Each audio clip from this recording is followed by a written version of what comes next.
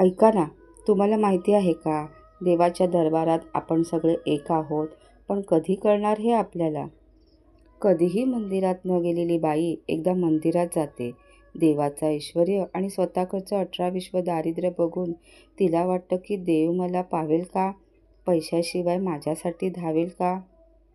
काय बी बोलताय, देव म्हणे असा असतो. अव राम म्हणे अख्ख्या वैकुंठाचा हरी, कशाला जाईल तो उष्टी बोरं खायला शबरी म्हातारीच्या घरी.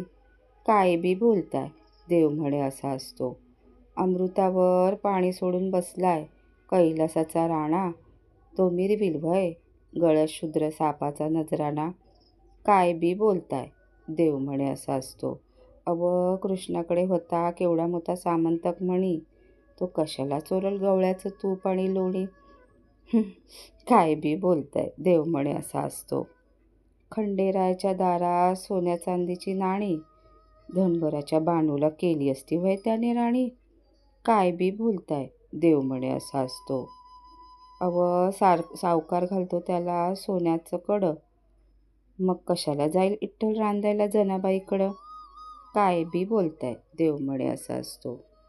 देव कसा सोन्यागत मडला की ग्वाड दिसतोय, तुमच्या सिगळ्या भाकरीकडे बघून नाक मुरडून बसतोय.